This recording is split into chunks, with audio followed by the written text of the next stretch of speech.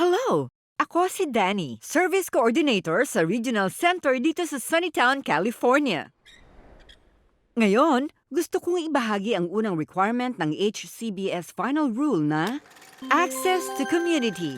Ang sabi sa requirement, katulad ng ibang tao, dapat meron ka ring access sa komunidad mo.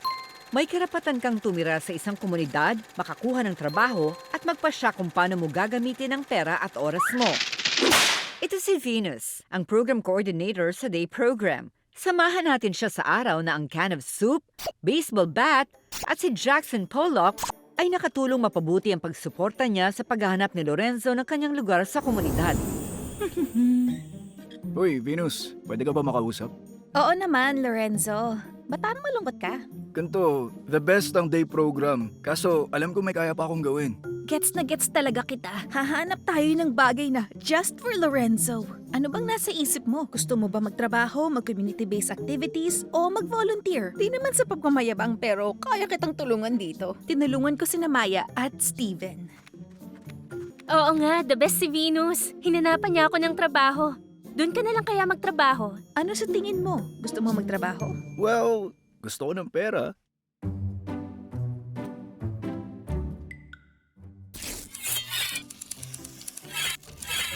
Magandang umaga, Maya. Sinong kasama mo?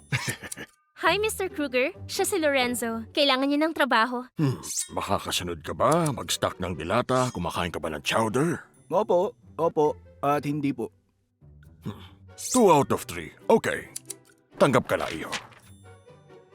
Woohoo! Maraming salamat sa pagtulong nyo.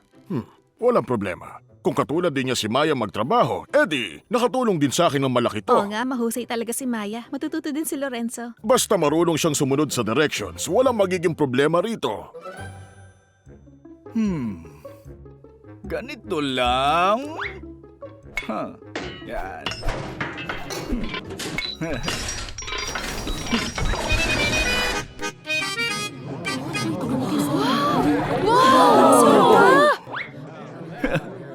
Hindi naman ganyan mag-stock ng lata.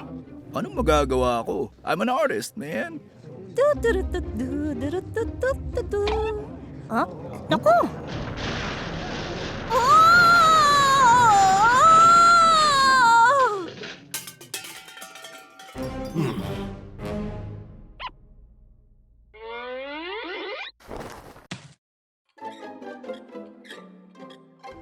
Okay lang yun. Huwag ka mag-alala. Akong bahala sa'yo. Uy pre, kaka-excite naman magta-try out ka sa team. Huwag kang mag-alala, dadalian ko lang. Mata sa bola ha. Salamat, Steven.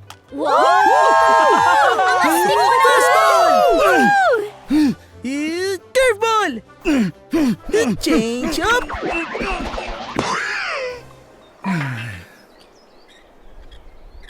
Uy pre, doon papunta ang first base.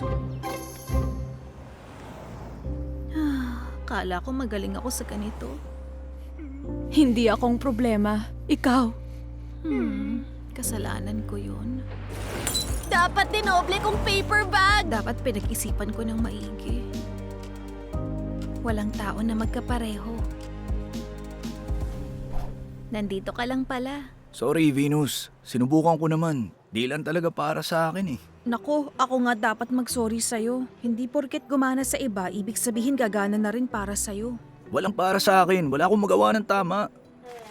Lahat tayo nagkakamali, pero okay lang yan. Talagang magulong buhay pero makulay. Baka naman yun mismo ang kailangan natin sa ngayon. Ano, subukan natin? Yan. Yan.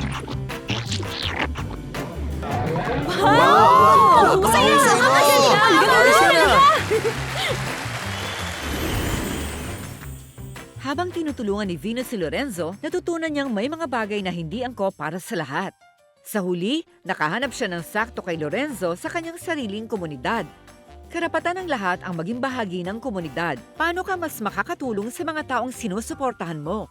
Tandaan, ang nag-umpisa sa simpleng pag-uusap, maaaring mauwi sa malaking pagbabago. Bilang isang service provider, ang maging person-centered ay ang pakikinig sa mga taong sinusuportahan mo at pagkilos ayon sa iyong narinig.